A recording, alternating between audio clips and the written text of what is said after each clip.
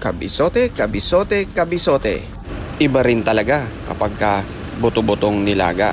Yung may malinamnam na sabaw at malambot na karne. Tapos meron kang sawsawang patis sili kalamansi. Naku po, meron tayo ditong 1 kalahating buto-buto. Pakukuluan natin ng 1 beses tapos itatapon natin yung sabaw. Para maalis yung mga impurities at maging clear yung sabaw natin. Huwag ka mag-alala kabisote, hindi mawawala yung lasa niyan. After mahugasan, lagyan ulit natin ng tubig at lagyan ng mga aromatikong pampalasa. Sibuyas, luya, pamintang buo.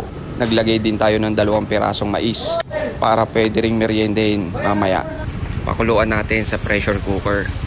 Kapag narinig nyo na sumipol, tsaka kayo magbilang ng 15 to 20 minutes. Ganito pala yung discarding ginagawa ko para alisin yung pressure.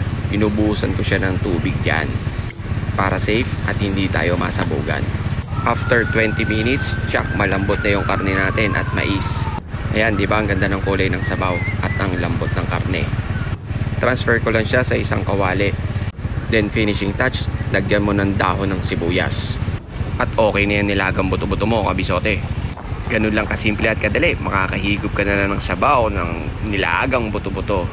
Paki-follow, like, and share mo na rin para makatulong din sa iba ang mga simpleng recipe ni Kabisote. O, ano pang iniintay mo Kabisote? Tara, kakain na!